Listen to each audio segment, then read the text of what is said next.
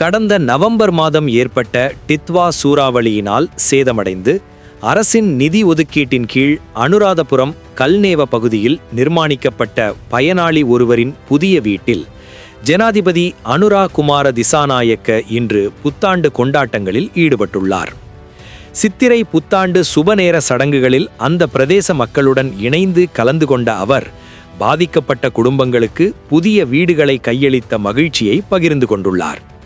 இதுகுறித்து ஜனாதிபதி விடுத்துள்ள முகநூல் பதிவில், சூறாவளியால் முழுமையாக சேதமடைந்த வீடுகளுக்கு வழங்கப்பட்ட இழப்பீட்டின் கீழ் 5 மாதங்களுக்குள் இந்த வீடுகள் கட்டி முடிக்கப்பட்டுள்ளதாக தெரிவித்துள்ளார். கல்நேவ பகுதியில் முழுமையாக சேதமடைந்த 6 வீடுகளும் பகுதியளவில் சேதமடைந்த 66 வீடுகளுக்கான இழப்பீடுகளும் வழங்கப்பட்டுள்ளன. உலகளாவிய நெருக்கடிகளுக்கு மத்தியிலும் தோல்வியை ஏற்றுக்கொள்ளாது மீண்டும் கட்டி எழுப்பப்படும் மக்களுடன் இணைந்து புத்தாண்டு கொண்டாடுவது தமக்கு மகிழ்ச்சி அளிப்பதாக அவர் குறிப்பிட்டுள்ளார்.